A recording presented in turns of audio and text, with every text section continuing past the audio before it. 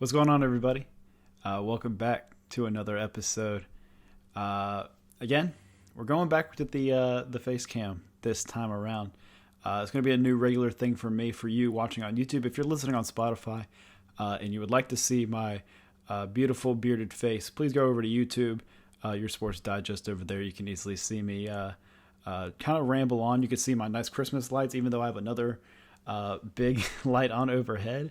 I got my Grizzly stuff up there somewhere. Yep, that's how I point. Got some other Grizzly stuff in the background. You see what it is. We had a lot to talk about today. A lot of stuff. NBA, MLB, college football, transfer portal. We got some guys committing. Got some guys still leaving. We got a lot to talk about, and especially in that one. Just strap in because we've got a lot. This is your Sports Digest. I'm your host, Alex McNinch. This is very, very weird. I'm going to put this out here to start.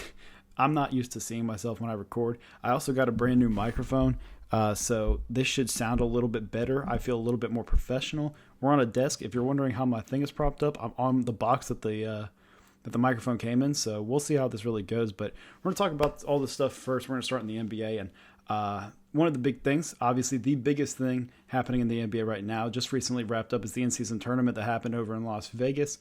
It was a, 4-week period of group stages that led to then the semifinal, or the quarterfinal, semifinal, and then the finals game, ultimately being won by the Los Angeles Lakers.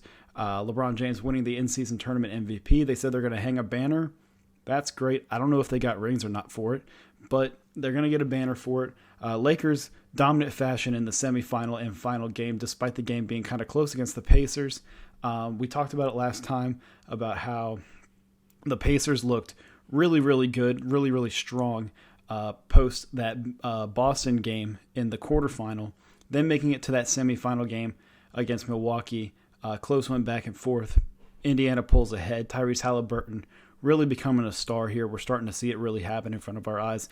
It's truly awesome to see, because he's one of those really good guys in the league that everybody can kind of rally around and look forward to watching. Just one of the good guys in the league, like I just said. Damian Lillard, rough first half, ended up coming out in the second half looking much better. Chris Middleton doing his thing, Giannis doing his thing. It ultimately just came down to good star play at the end by Tyrese Halliburton that pushed them onto the finals. And the Lakers, they took on the Pelicans in the semifinal matchup, and that game was never a contest to begin with. The Lakers ran them out of the gym. LeBron hit 3 straight threes, with the third one coming from the logo, and it was pretty much wraps from there. They won in dominant fashion. Everybody saw the clip of Maxwell Lewis missing the dunk, hanging on the rim and putting it back. Shout out to one of the guys I liked coming out of college in the draft this year. Go check out those stuff if you want to know a little bit more about who I like in this draft class there. But Lakers and Pacers, what an interesting matchup. Definitely the matchup everyone predicted to have happen coming to the final of the in-season tournament. But it turns out that the Lakers are just the better team overall. When you have a team led by Anthony Davis and LeBron James, you're going to have a better game and a better team and a better game plan overall. They won in dominant fashion. It was close pretty much the entire game. The Pacers hung in there a lot, but ultimately you cannot stop the wrath of Anthony Davis, who was unstoppable. I don't know how he didn't win the in-season tournament MVP, but again, when you have LeBron James on the court, fans are going to lean towards LeBron James in the voting there. So congratulations to the Lakers on winning that. A lot of people downplaying this, as they normally do with the Lakers or LeBron James when winning these titles. We all know the 2020 bubble. They all want to discredit this as well. Who cares, right? It doesn't really matter that much. It's a banner. I mean, it shouldn't affect people this much. I think when we're talking about LeBron's legacy, how much do you want to factor this in when comparing him as the GOAT potentially? I don't know, but I guess it really doesn't matter. I think the real thing we can have a takeaway from this entire tournament is how good everything ended up being, how many eyes were brought onto the game at such an early point in the season. You hear a lot of people say, and we said it before on this podcast, that the NBA doesn't really start until after Christmas for the mainstream. And the NBA is a social media game. They are generated by clicks and views on social media. To be able to have this tournament that is on the main stage that everybody can watch on national TV is such a great thing for the game. Not only did you have the broadcast on ABC, but you had the ESPN2 broadcast that Kevin Hart was hosting with the plastic cup boys. Like it was such a great way to grow the game, and I think just in general, the idea of having an in-season tournament at first was a little shaky. Why would you want to shake up anything that was already working?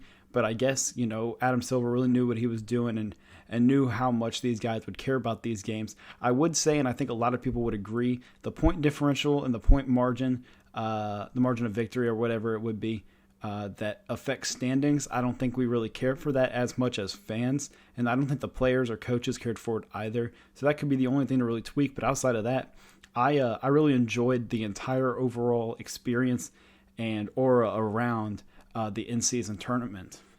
Moving on to a little bit more of some news going on for the regular season as the season progresses. One of the big things, the New York Knicks, Mitchell Robinson, their big man down the middle, is going to be out 8 to 10 weeks with an ankle injury that he's having surgery on it to get repaired. That's a big blow for this team. Although Isaiah Hartenstein is a pretty good guy to come off the bench for you, starter minutes might be limited for him as they rotate, maybe doing a small ball with Julius Randle with the 5.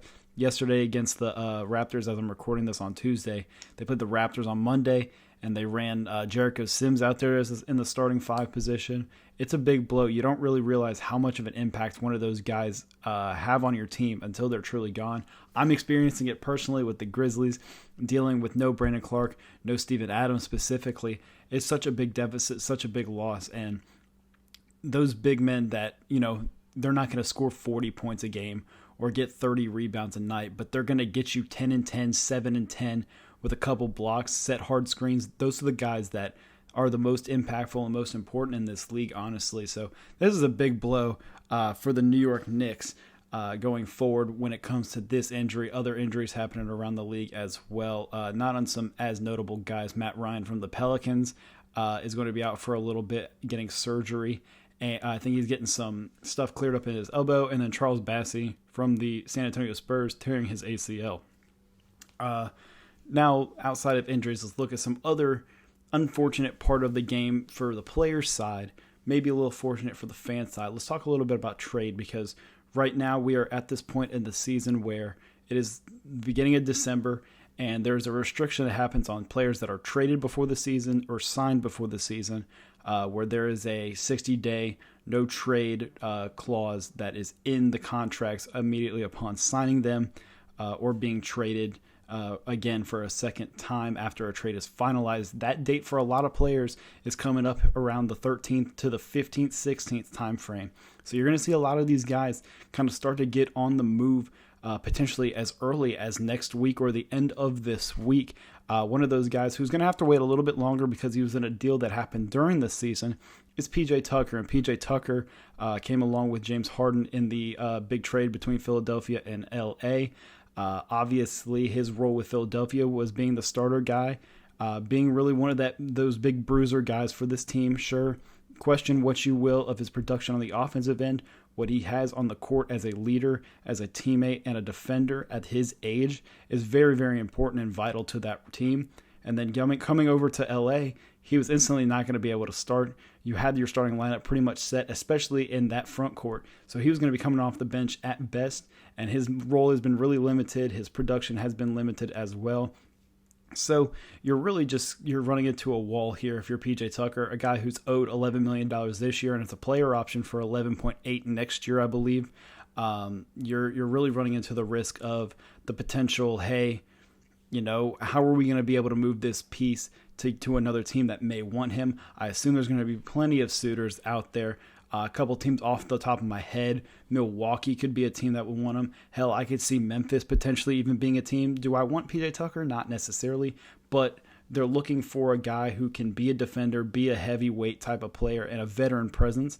That's the all fitting of who it is. He could really be a guy for that team. I think PJ Tucker would be a very vital player to the Bucks as he won the title with them. You can see him go to Phoenix, be a guy over there.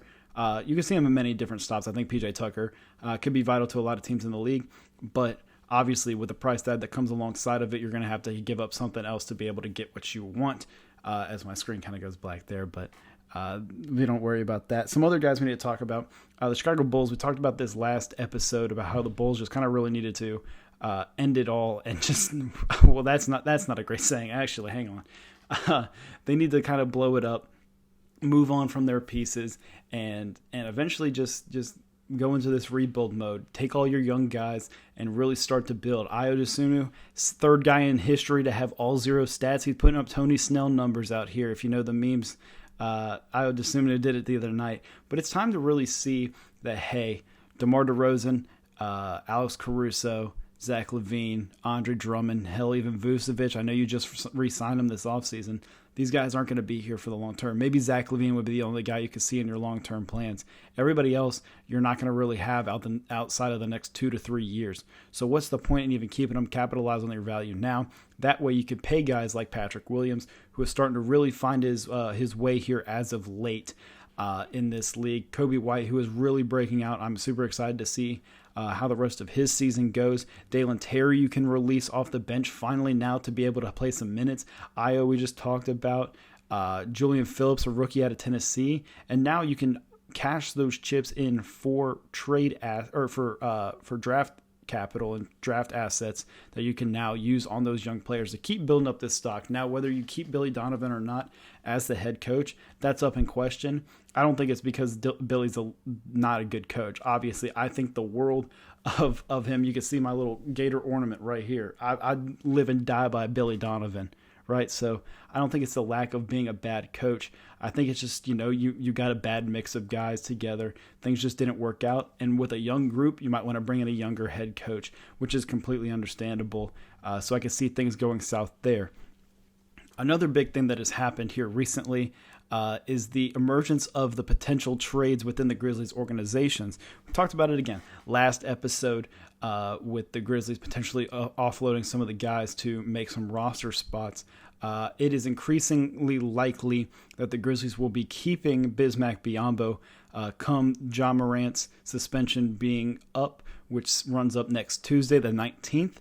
He will be eligible to return to play again, which means that extra player exception that they were granted in Bismack Biyombo will now have to be a permanent roster spot. So they'll have to cut somebody else or cut Biyombo, but it's becoming very apparent that they're wanting to keep Bismack Biyombo. You really need him because you don't really have much size at the 5 outside of him. And sure, he hasn't been as productive the past couple games. They just brought him off the bench the other night against Dallas, and I think he worked a little bit better off the bench. He still gets into a lot of foul trouble, but he definitely takes a lot of those fouls that Jaren normally does, and it helps a lot on that end. But it's becoming very apparent that they want to keep him, his veteran presence, leadership, and just the voice in the locker room. It's a big thing that they really need to have. So you can be looking at a bunch of guys. And I know there was a report today. I can't remember. It might have been from Hardwood Programs on Twitter. I can't remember what his exact website that he works for name is. But he mentioned John Conchar and Jake LaRavia being 2 guys that they are shopping around the league right now, trying to make moves because you're going to have to cut a roster spot.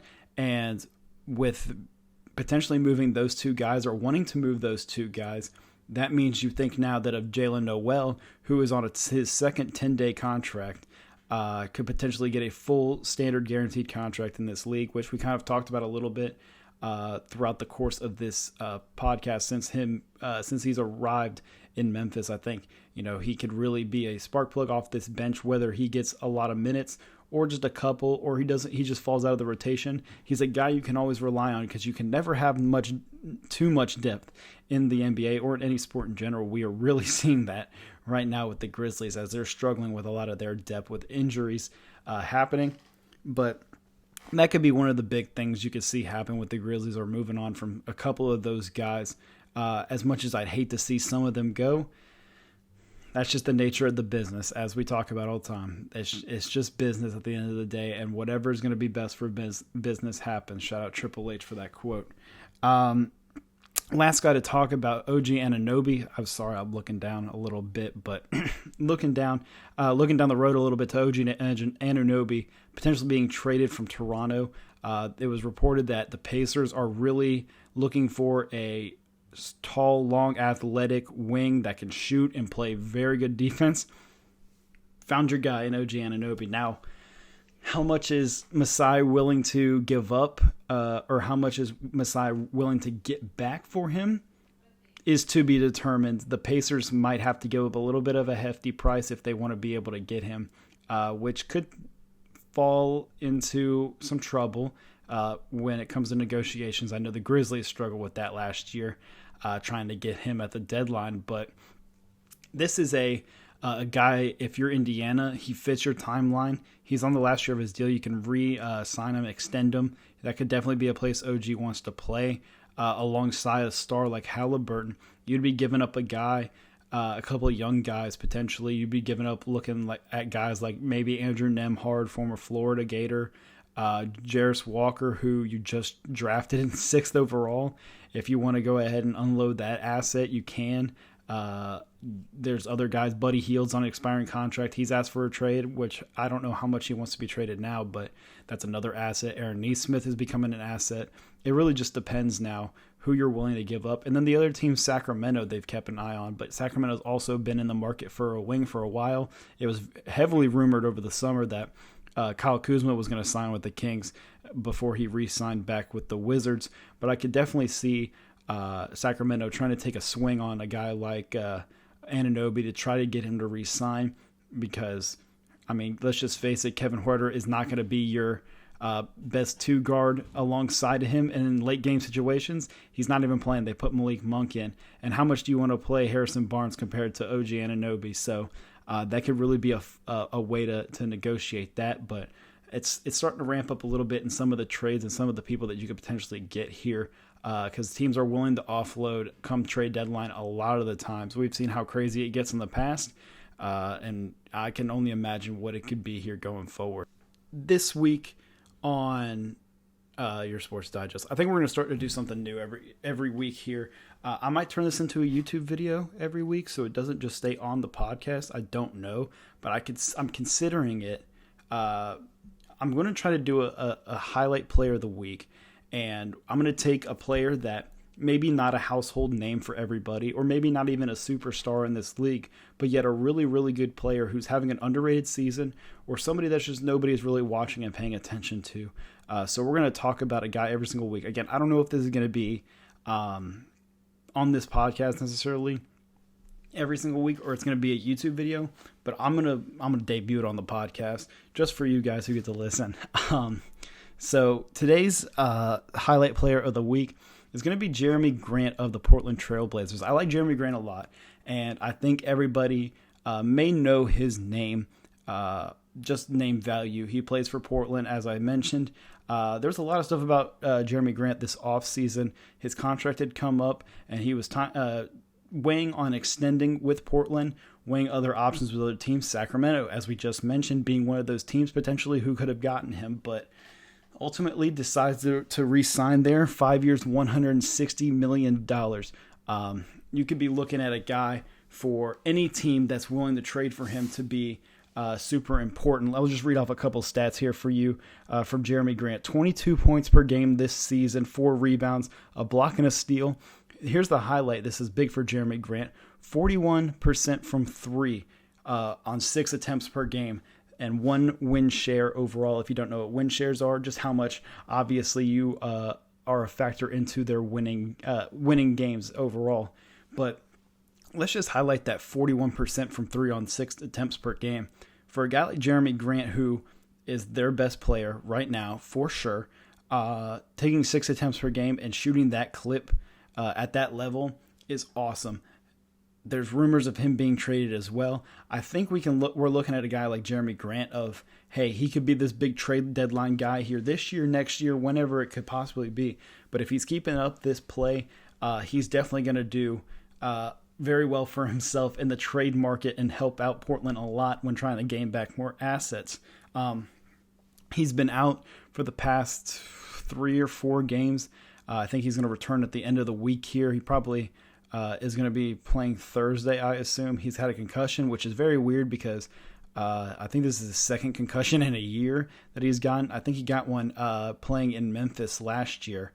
He got a concussion. So getting a 2nd concussion in a year is a very tough way to go down. But for a guy like Jeremy Grant, in the past 5-10 games, he's been shooting 50% from 3. So if you're going to keep this kind of stuff up, Jeremy Grant's definitely got to watch, especially averaging 22 a game. being the main scorer for this Portland team who, let's face it, not very good. I can't say much because my team's not very good, but we have a guy named John Morant coming back. It's going to be a little bit of a difference. But Jeremy Grant, definitely a name that may not be as household to casual basketball fans, but to a lot of basketball fans, you know who he is, especially with his time in Denver and Detroit, I guess you can think of him from. But let's keep an eye on him here with Portland and what he could potentially be as a player going forward. All right, moving on to not my favorite sport or part of sports right now, college football.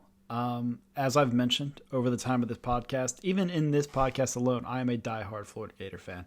And this is always a scary time here as of recent with the transfer portal and players leaving, players coming in. You never know who you're going to get. But more importantly, you never know who's going to leave. And unfortunately, very, very unfortunately for us, two of our best players and two of our biggest advocates for the University of Florida are both leaving. First in Princely Umanmielen, a stud edge rusher, outside linebacker, who is, I believe he's a senior, going to be a senior, or already is using his 5th year potentially here next year. Really crushing to see him lose, or to see him leave. He's a guy that really shined last year, and actually the previous 2 years, while being an edge rusher, really broke out last year with Brenton Cox kind of having his name around the team in a sour way. Princely was the shining light within that defense that was pretty bad in 2022, 2023, but here coming into 2023, he was supposed to be taking a huge breakout year. Struggled a little bit. Started to see a lot of double teams, which is completely understandable. When you wear number 1 on defense, you know that guy's a stud, and Princely is definitely one of those. He is definitely a force, but hate to see him leave. He's already talked about how there's a potential chance, seeing who gets hired back, maybe he'd want to come back, but it's looking increasingly more likely that Princely will not be returning to the University of Florida, unfortunately. Crystal ball just went out for him to go to Ole Miss. That would be a huge get for them to have a stud edge rusher on that team. But the more important one for me that is crushing, and there were people making rumors, whether I wanted to believe them or not, I didn't want to. The biggest rumor and the biggest issue we have here is Trevor Etienne entering the transfer portal. That is absolutely crushing. Trevor Etienne, the brother of Travis of the Jacksonville Jaguars, formerly of Clemson. And when Trevor entered into college, or was making his decision on which college he was going to, coming down to LSU, I believe, Clemson in Florida, he really emphasized how he wanted to create his own path. He did not want to follow in the footsteps of his brother Travis, and decided to go with the University of Florida where he could shine the most. Did he know that Montrell Johnson was going to be as good as he was and Trevor wasn't going to be the number 1 guy? Maybe. But he came here and they split reps for the past 2 years, and it's been wonderful to watch them both play.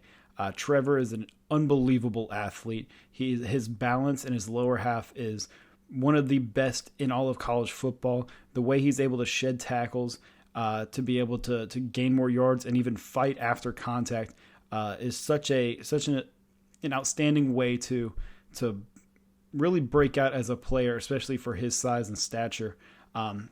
He's one of those really good guys in this game that's going to break out and have a long, successful NFL career. Now, these were all of my thoughts before finding out the news that Georgia was the number 1 team that he could potentially be going to.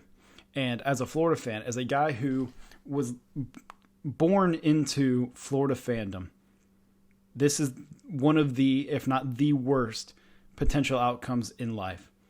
There are 2 teams, and there might be 3 for a lot of people, and I guess you can extend it to 3 for me, but there are 2 teams in college sports that I hate more than anything, and it's Georgia and it's Florida State. All I ask is none of our players leave to go to either of the 2 of those schools. If Trevor Etienne goes to Georgia, it's going to be the most crushing thing of all time. You can't say you're a Gator for life and then hop around and go to a school that is our biggest rival in the conference. That just is unacceptable. You can't do that. That's something that you are burning a bridge within Gator fans, where you were the most beloved player in this program's recent times outside of maybe Graham, Ricky, Anthony. Like, Florida fans embrace the players that embrace the fans. And Trevor was one of those guys. Seeing him turn around and potentially go to Georgia would be the most crushing way for it to go out. I'm so sad that he's leaving. I still have some like deep down hope that he's like April Fool's, but it's December and I'm coming back. I highly doubt that's happening. I understand why he wants to be the number one. He wants to win championships, and I get it. Florida's not in the position right now for him to either be the number one running back or to win a championship, although all that can really change in a blink of an eye. We saw Missouri this year kind of turn it around without anybody expecting to. But the only way to build a successful winning program is to get your guys to stay and all of your good players to stay and buy in. And it's hard to get those guys to buy in and stay if they all just end up leaving at some point. There's no way you're going to be able to bring guys in if all of your best players just end up leaving. How do you build a sustainable program if that's the case? It's such a... I don't want to sound like the old person here, and I've talked about it multiple times here about the portal. I don't want to sound like the old person, but it's honestly like it's crushing the way college football is being perceived for a lot of people.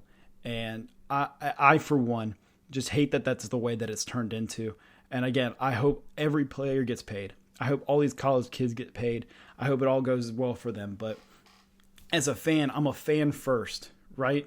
I'm a fan first in this situation. And as a fan, how do I expect my team to be in this rebuilding phase for so long and eventually get to the point that they need to be able to get to if their guys can't stay? Now, that all turns into a question. Is it coaching? Is it something going on behind the scenes? Do the players just not like him? Sure, you can say that. I don't know. I do, but I don't have inside sources of being able to ask questions and just be like, hey, do you guys like him? Do you like this guy? Or read about, hey, the locker room hates him, or hey, this person doesn't like this person. Like that, I just don't have that access at the current moment to the level of player that Trevor Etienne is to understand how much the locker room likes or dislikes the coach. But it's not like he has a lack of recruiting. He's bringing in a top 5 class this season. We'll see with some of the flips that are potentially happening. But you're bringing in a top 5 class or top 10 class no matter what, right? So, I don't get what the non-interest is in not wanting to come here. I'm not mad. I'm just confused because the history in recent times. These kids were all born in the 2000s. They grew up watching this guy named Tim Tebow, who's a pretty damn good football player, I'd like to say. One of the, if not the best of all time. Now, hell with that. He is the best college football player I've ever seen, the best college football quarterback of all time. How do you not want to come play for a school that has that rich of a history in your timeline, right? Because then other teams could be like, oh, well, Herschel Walker was back in the day. You didn't watch Herschel Walker. You've never seen that guy play before, so you can't say that, right? No one cares about that at our age because none of these guys have seen him play. Tim Tebow, Percy Harvin, those are guys you've seen play. Anthony Richardson, who just got drafted 4th overall last year, that's who they've seen play. That's where it gets frustrating for me as a fan because I don't get what the non-attraction is. Because my only question could be, Billy's doing a great job recruiting these young guys. Is it because these other guys are getting paid more? That's my only reasoning. That's got to be my only reasoning. And I hate that that's the way it is because it's happening. It's not just happening to my program. It's happened to plenty others across the country. And a lot of these guys are going into the portal and finding new homes. And some of the guys have found new homes already. The big one so far, Riley Leonard, the former Duke quarterback, finds a new home in Notre Dame because, of course, he does. He's the most prototypical Notre Dame guy. We said that about Hartman last year. Now we say it about Riley Leonard. It's the most prototypical Notre Dame quarterback of all time. Another one, it just seems like it's a match made in heaven. Dylan Gabriel going to Oregon after going to Oklahoma. Marcus Mariota giving him the blessing to wear number 8 at Oregon too. It just seems fitting. That's a great fit for Gabriel, by the way. I think he's going to shine a lot in that offense, putting up Bo Nix type of numbers, if not even better maybe than what Bo Nix did this year. Other guys, Toriano Pride, a DB from Clemson, commits to Missouri. Missouri making some moves in the portal as well to bolster up that group to make a run back at it again. It'll be interesting to see how they go coming into next season. Deion Burks, a stud wide receiver from Purdue, going to Oklahoma. Obviously, they got a stud young quarterback in Jackson Arnold that's going to be taking over for them this year. So Deion Burks wanting to move into the SEC and try to make a move there. That's crazy to say Oklahoma and SEC kind of really doing it. It seems surreal at this point, doesn't it? Brock Vandagriff staying in the SEC, moving from Georgia over to Kentucky. A couple buddies of mine were talking about this, and very odd to see people want to kind of be a quarterback at Kentucky in the transfer world after watching what they did to Devin Leary this past year. Then again, Ray Davis was awesome for Kentucky, but Devin Leary was not that great. So it'd be interesting to see what Vandagriff does. He was highly touted coming out of high school, just obviously didn't win the job, and you had better guys ahead of you, better guys potentially coming in after you. So Vandagriff making the move now rather than later to get out of there. Other guys, or I guess there was just one more that happened today. Tyler Van Dyke, the former Miami quarterback, heading to Wisconsin now to play for Luke Fickell. After Tanner Mordecai transferred to Wisconsin, it didn't work out that great. So they're looking to get a guy in Tyler Van Dyke who was highly touted. Mel Kiper, highly touted, I guess, in the NFL draft, and trying to get him to kind of reshape his career a little bit here, trying to get into the draft process. I have no doubt that he'll probably refigure out and refine himself with Luke Fickell again. But this leaves a lot of these teams. Washington still needs a quarterback. USC probably still needs a quarterback. Georgia could still even try to get another quarterback. You never even know. Florida State's going to need a quarterback. Miami needs a quarterback. So many teams need a QB, and there are so many available out there for teams to go get. Some other guys, Walter Nolan's still available. Those quarterbacks, Dante Moore, Cam Ward we just mentioned, available as well to still go get. Nyland Green, a stud DB out of Georgia, has a chance to go find a new home here for his past couple of years after he just kind of lost some playing time there towards the end. And then Makuba, a safety. I believe his name is Andrew Makuba, maybe. Forget me if I'm wrong, but he's a safety from Clemson who's also trying to find a new home. Again, it's just a lot of these guys just trying to find new places to play, and I really don't know if it's just got to be a money thing. I guess I'm thinking maybe too much into it, but it must just be a money thing. That's my only guess behind all of it, really, because I just don't see a world where these guys would want to leave these really good programs and try to find another home like Nyland Green. Why would you not want to stay at Georgia? Especially stay here for the national championship run. Like, why is that something you don't want to do? Cam Ward I get, obviously, but for the Nyland Green one, I don't know why you wouldn't want to stay and potentially win another championship there. It'll be interesting to see what happens here in the upcoming days, as signing day, I believe, is the end of next week. If I'm not mistaken, is the early signing day for the freshman class. So you'll see a bunch of those guys have put pen to paper there, flip their commitments here pretty soon. Dylan Raiola, who is Georgia's 5-star quarterback, is crystal ball to flip to Nebraska, and Matt Rule over there, he's taking an official visit this weekend, but it's a scary time around here for college football fans because you really never know what's going to happen and who's going to end up leaving your program.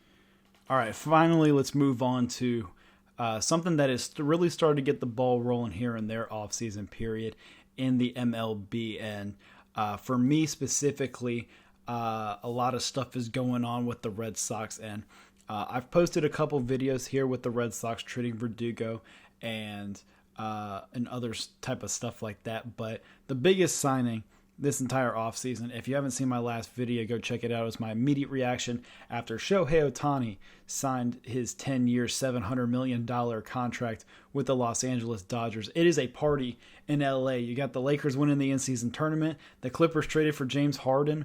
The Dodgers just signed Shohei Ohtani. The LA Kings are pretty good in hockey. The Rams are okay. Chargers suck, but that doesn't matter. Who really cares about them out there in Los Angeles? It's all about these guys. I guess that people in LA claim the 49ers anyways, so who really cares? And then nobody claims Anaheim anyways. Mike Trout's probably going to ask for a trade at some point here in the next couple of years. But Shohei Ohtani going to the Dodgers is a big deal. Obviously, this changes the course of the entire National League for the next 10 years. This changes the trajectory of Shohei Ohtani's career. Now going into the Hall of Fame, probably wearing a Dodgers hat rather than an Angels hat. This is interesting. And the big thing that everybody is talking about that I did not get to cover on the video that I had before, again, if you want to see my immediate reaction, just go to the YouTube channel. I posted a video right after it happened to talk about it all. But the big thing is Shohei Ohtani's $700 million contract. This is coming from Jeff Passan of ESPN. He says Shohei Ohtani's $700 million contract calls for him to only be paid $2 million a year for the next 10 seasons, with $680 million deferred until the end of the deal. The CBT hit on the contract is going to be around $46 million, a huge discount for Los Angeles. And if you're asking me, Alex, how are they able to defer that much money until the very end? I don't have a fucking answer for you. I really don't know. This seems illegal in some way. This seems like it's breaking some rule. We all know the Bobby Bonilla situation where they are paying him for 7,000 years after his retirement, paying him $1 million a year. I think that comes up in the next 20 years, maybe. So, maybe I'll have kids by the time Bobby's contract finally comes up. That's what the goal is. But Shohei, I don't know how this is possible. So, obviously, if you're Shohei Ohtani, you're getting your money. The $700 is fully guaranteed no matter what. You're going to get this $700 million before you're dead. Well, let's hope. But this is such an unprecedented deal because no one has ever seen this much deferred money. $680 million deferred money is ridiculous. You're telling me that you're paying this guy $20 million total over the next 10 years. This completely changes the game for so many people because now roster construction can be utilized and deferred money can be shifted in different ways. We see in the NFL, Taysom Hill's contract was $150 something million with all years voidable, which nobody even knows what the hell that even means. So now we're moving into the MLB where you're giving guys $700 million contract and saying, hey, actually, we're paying him $20 million while he's playing. Those next 10 years afterwards, he'll get all the money. But that's not our issue. That's going to be the next owner, the next GM. They'll figure all that out, right?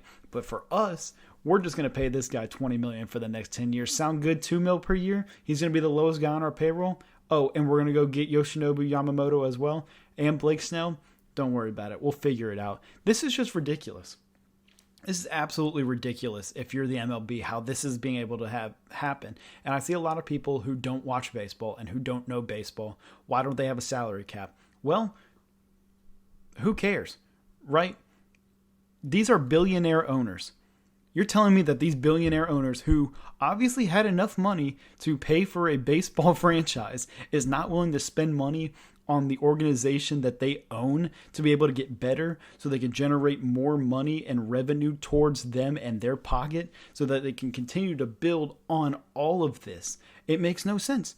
Who cares about if there's a payroll or if there's a salary cap or whatever? There's a luxury tax. The luxury tax is when you start paying those fines. It goes up 5% every year. I think it's 5% the first year, 10% the first year, and then you get taxed 20% the next year, 30%. It continues to go up after that in the money you're going to have to pay back, and you get draft capital taken away from you in the idea of you dropping 10 slots in your first round selection. So the Yankees and Mets, for how bad they were this year, 10 spots back both. That's why you see a lot of these teams reset the luxury tax, the Red Sox being one of them, and so that they can get under the luxury tax, get these higher overall draft picks, or get these picks no matter where they are, so that's not in the competitive balance round.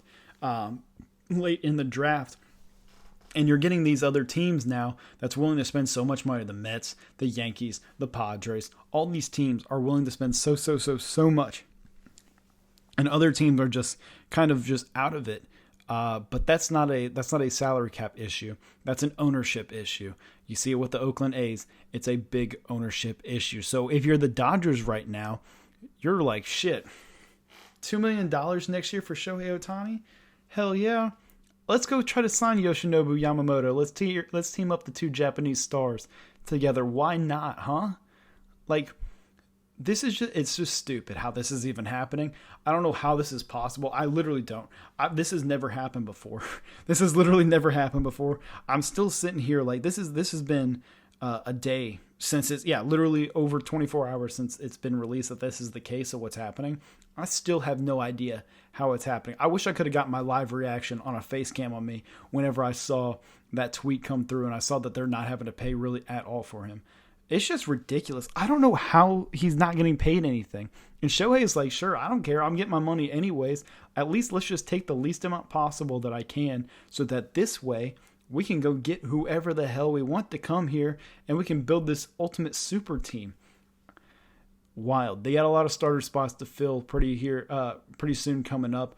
And they're linked to Yamamoto just having a meeting with him today or yesterday, I believe. It's been the past 2 days they've gotten in a meeting with him. So is there a chance they made a good pitch? Probably.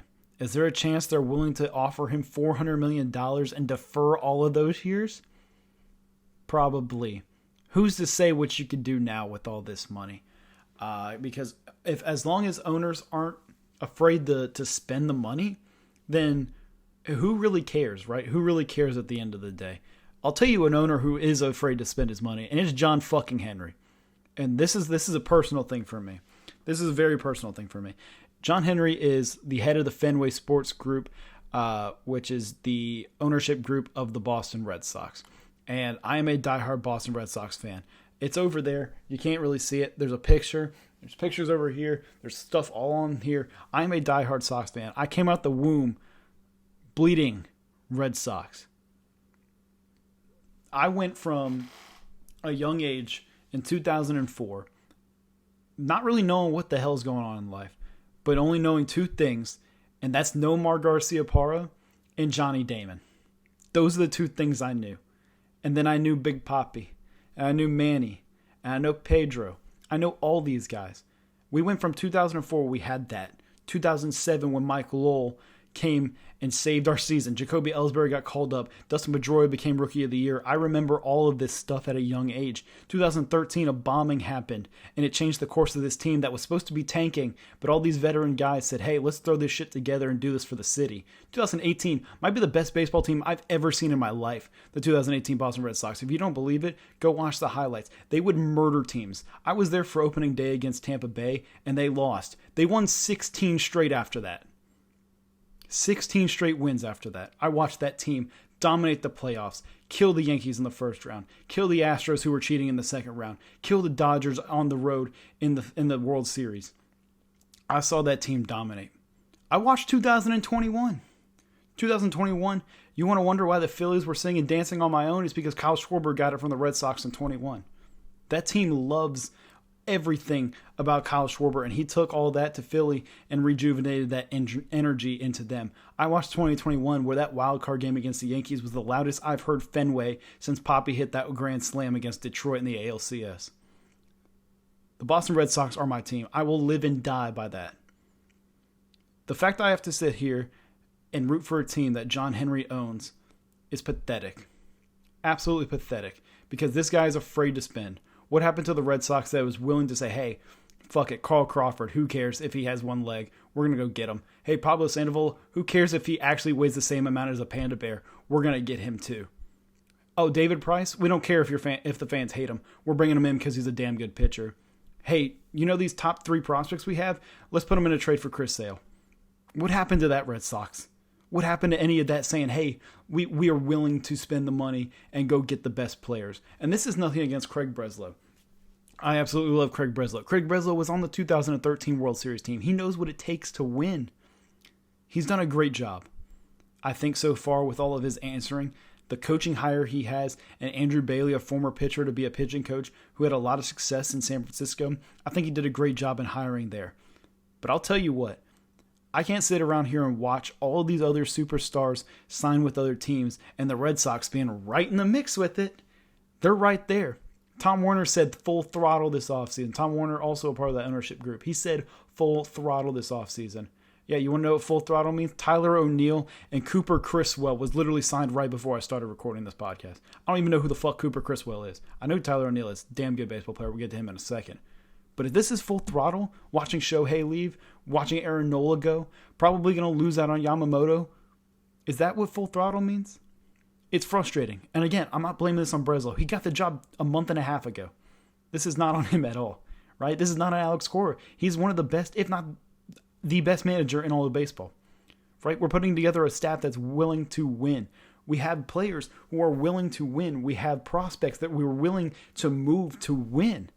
So what is it that is burning a hole in their pocket that is really keeping them from, hey, let's let Craig give him $300 million. Oh, that's right.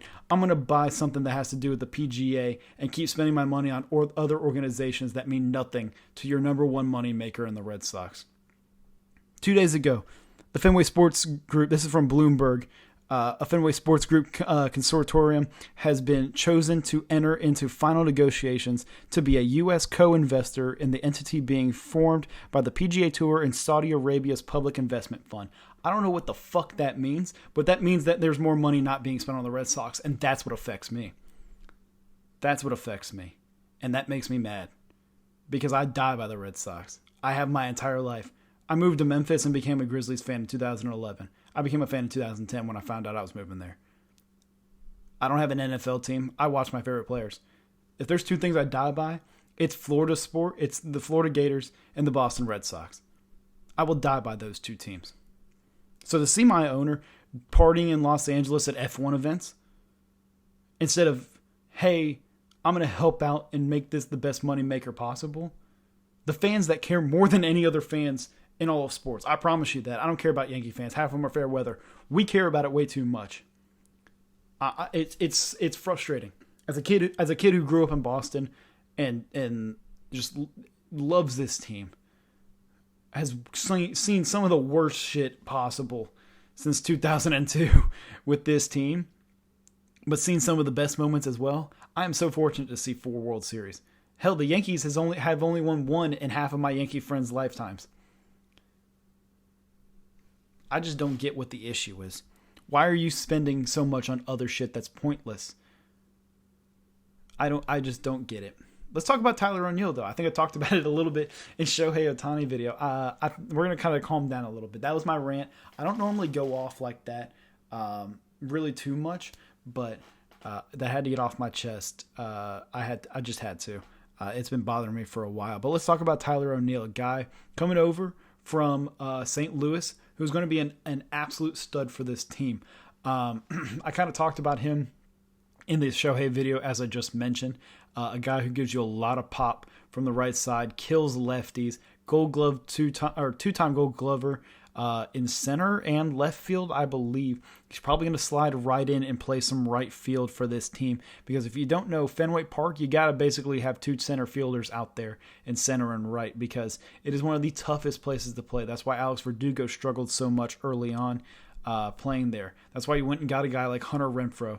Mookie Betts was unbelievable playing out there. Hell, some of you may not even remember, Trot Nixon was a hell of a player out there. Like, you gotta have another good center fielder out there in right, and Tyler O'Neill's a guy that can give you Gold Glove defense in all 3 positions.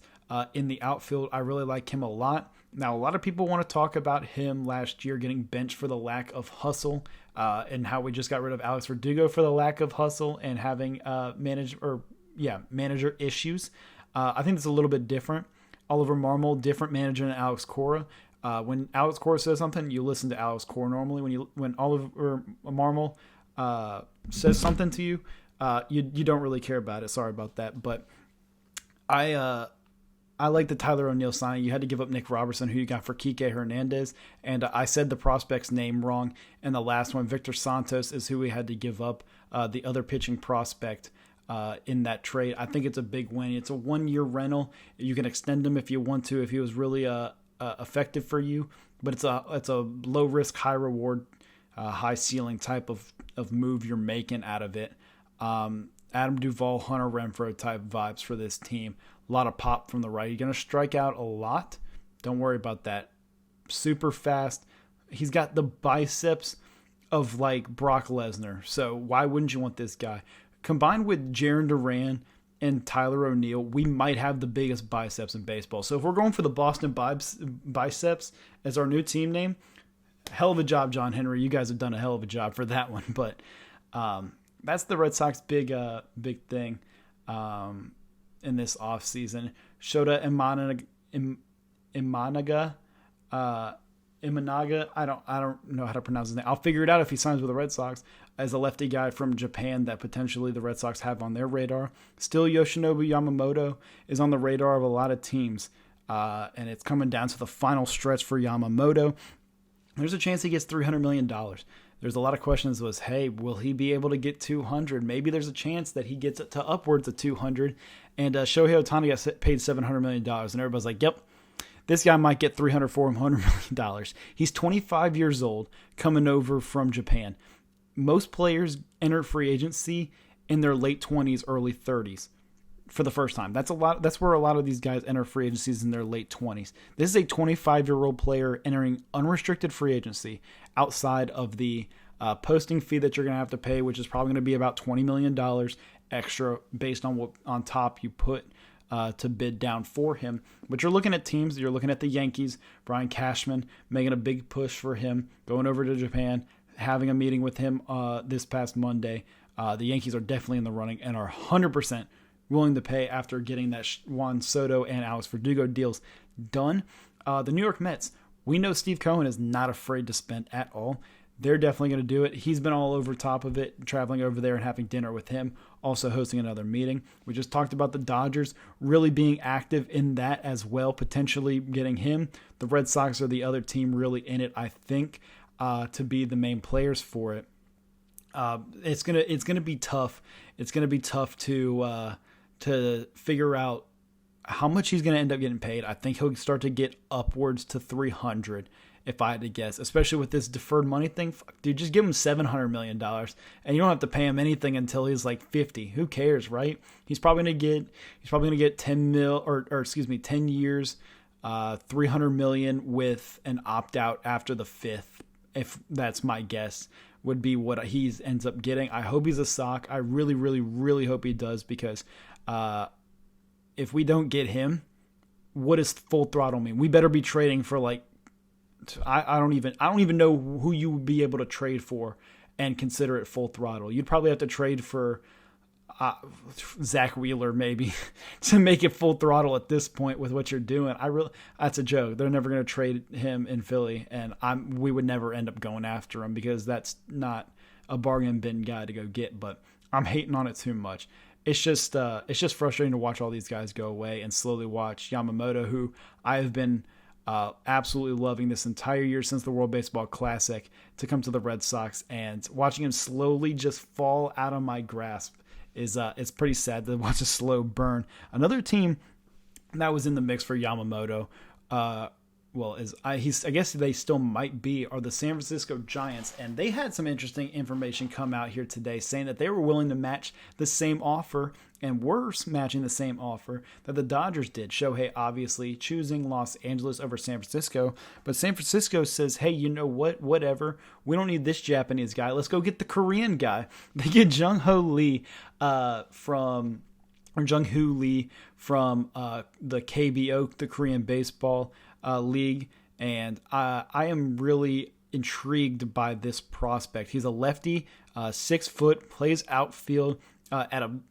solid enough level for a 6-year, $113 million contract. I believe there's an opt-out as well in the final year. maybe, if I'm not wrong. I don't want to look it up. I'm just going to go with my gut saying there's an opt-out in the final. I know there's an opt-out maybe in the final year, but if you want to look at Young-Hoo Lee, his stats, he's 25 years old. Forgot to mention that. Same thing with Yamamoto. You're getting a 25-year-old kid on the market in free agency, open to whoever, right? Why not take a shot on it? 25 years old. His career stats over in Korea, batted .340 with a .407 on-base percentage, .491 slugging, and an .898 OPS. That's on-base plus slugging, if you do not know the terms in baseball. .898 OPS, that's a really good stat that's used to be measured a lot. You don't measure WAR over there, which is wins above replacement, which is very valued here in the United States. We'll figure that out as it goes. He totaled 65 homers and 515 RBIs over there as a member of multiple organizations in the KBO. I'm really intrigued to see him. I watched a bunch of his stuff to kind of figure out who he really was. He's got a short, compact swing that he likes to keep tight. It's not your normal Japanese or Korean slap hitter. He is more of a closed, tight swing. If you watch Stephen Kwan of the Cleveland Guardians, formerly the Indians, if you watch him, he's got a closed, tight swing. If you watch Masataka Yoshida, he's still got a closed, tight stance, but an open swing. You want to look at some of these guys that have closed swings. He likes to drive up. Obviously, up. It's an upward motion. It's pretty obvious, pretty self-explanatory. He loves to hit balls in the air. Strikeout rate was down in the past 2 years compared to earlier on in his career. I believe 2 years ago he hit 22 homers, still batting .320. So if that tells you anything about what this guy's all about, he's going to be a stud for the Giants, as they've been looking for an outfielder for years and years. To really solidify that outfield since Hunter Pence was out there, really. I like this signing a lot for the Giants. Why not take a chance on a guy? You never really know what you're going to get, but you know this guy's going to be a stud. Fangraphs is a website that a lot of people like to use to look at stats, advanced analytics, and projections is what they're highly touted on the most. And Fangraphs, I believe they projected him to hit 271 this year, 11 homers, 7-something OPS. You see it a lot. And for Jung-Hoo Lee, who last year only played 80-something games due to injury, I think coming into his first year in the MLB, it's going to be different. We've heard and seen, I know personally, watching Masataka Yoshida kind of coming over from overseas and how they play baseball. They play 40, 50 less games than we do in the MLB in the United States. So that travel is going to be a lot different, 100% for him. He's going to be playing in San Francisco, which is a very pitcher-friendly park. Although I think we're going to see a lot of lead bombs over there in McCovey's Cove and Wright. If you don't know, I almost just called it AT&T Park. I don't know if that's the same name of it anymore or not, but over there in San Francisco, in right field, they've got the bay out on the other side of the stadium in McCovey's Cove, which is known as that area back there, where you see a lot of guys on the kayaks out there trying to catch home runs that are hit into the bay. So I think you're going to see him hit a lot of those. Potentially, you're going to see him hit some of those. But he's going to be a lot of your normal overseas Asian not slap hit, but on base guy. Loves to rip a couple singles. You'll see him. He'll go 2 for 4 with 2 singles. He'll maybe go 3 for 4 with 3 singles. Right? That's just the type of player he looks like he is. But to kind of go back on that, how much they struggle, it really just depends how people adjust in their first year in the MLB.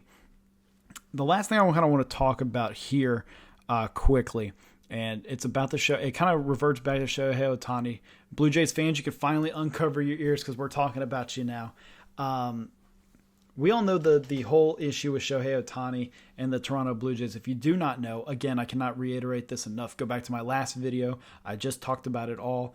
It's on the channel titled Shohei Ohtani to the LA Dodgers reaction. Just go figure it out. You'll see exactly what I'm talking about. But the Blue Jays, who were in on Juan Soto, were in on Shohei Ohtani, is now having to completely pivot 180 and say, all right, what do we have? What do we do now? We've swung and missed on two of the best guys we could possibly get this offseason. So what do we need?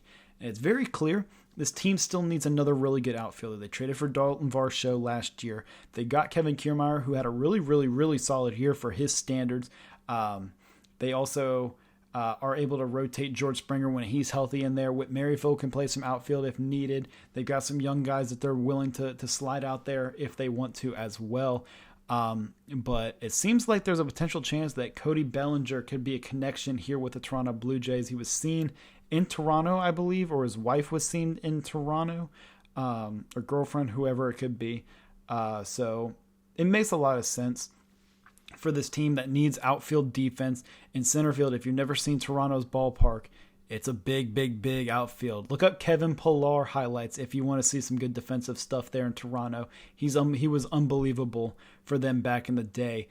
Cody Bellinger coming off a really, really, really good season, looking to get upwards of $215+ million. Plays all three parts of the outfield and first base. He can be a really versatile, strong left bat in this lineup that is a very right-handed heavy with Bo Bichette, Alejandro Kirk, and obviously Vladimir Guerrero Jr. You're looking to get that extra right-handed or that left-handed bat in there to mix things up a little bit. You saw what Brandon Belt did to them to shake up that lineup as well. I think if you can get a little bit of a difference in the batting order that you get and you're not right-handed heavy, you can give them a little bit of different looks here. And Cody Bellinger, coming off a really good year, is willing to take a shot on it. At worst, you're going to get damn near elite defense from him. So I think that would be a really, really good guy to get if you're Toronto. But what else do they pivot to? They still probably can go after another pitcher. They still need more hitting. You can look at guys like Jorge Soler, Adam Duvall, who was on the Red Sox this past year, was pretty solid. Rhys Hoskins, maybe. Those different types of guys that you want to have. Power bats that are willing to be patient, take counts, and then hit bombs, but also have the defensive versatility. Like Adam Duvall could play all three parts of the outfield. Same, Soler can play the corners and DH, and Rhys Hoskins can play, I think, left field, which coming off an ACL, you don't want to take that chance, but he can definitely play first base and DH for you as well. So Blue Jays fans, you're going to have to pivot towards something else pretty soon here. You're going to have to add another bullpen piece as well. Josh Hader's on the market, although the Dodgers are rumored to want him as well, because why the hell not? So it's going to be tough, but I feel for Blue Jays fans, especially knowing one personally pretty close. I know how much pain it is for that situation to all happen, because I would be throwing myself off of the walls if it happened to the Red Sox, which there's a good chance it happens to Yamamoto. If you see Yamamoto on an airplane to Boston, please let me know so I cannot get my hopes up. If you see him wearing anything red, please tell me so I do not get my hopes up that he is a Red Sox, because I will know that is completely false. That's going to be it for me today. Here on my channel, on the YouTube, this is not for the Spotify listeners necessarily, but I want you to go check out the YouTube channel if you are just listening on Spotify. If you want to watch me in my face and my reactions and me like just do stupid shit in the camera while the recording's happening, if you want to watch that, go to YouTube, Your Sports Digest on YouTube. It's easy to find. Go to all my social medias at Your Sports Digest. You can find links to everything there. For YouTube as well. I'm going to be doing other stuff on my channel. If there's other trades and other signings, those are where I'll have my immediate reactions, my emergency podcast, I guess you can call them, because I won't put them all on Spotify, but those will be my emergency podcast are located.